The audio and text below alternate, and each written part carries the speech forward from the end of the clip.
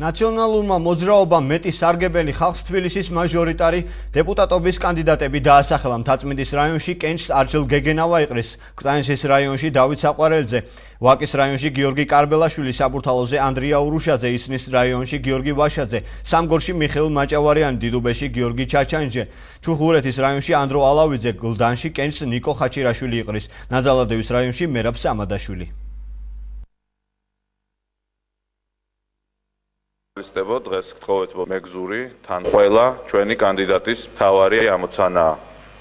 იცოდნენ დეტალურად რა პრობლემა არის მათ კონკრეტულ უბანში, კონკრეტულ ქუჩაზე, ყველა ჩიხში, ყველა ეზოში, იმისთვის რომ დავეხმაროთ მოსახლეობას პრობლემების მოგვარებაში, ხალხმა იგრძნოს მეტი სარგებელი, ოჯახებში იყოს მეტი კეთილდღეობა და ამის შედეგად უახლოესი წლების განმავლობაში გაგრძელდეს და კიდევ უფრო წინ წავიდეს ყველაფერი ის პოზიტიური, რაც ბოლო წლებში ხდება თბილისში. რატომ ნაციონალური მოძრაობა 8 წლის თავზე?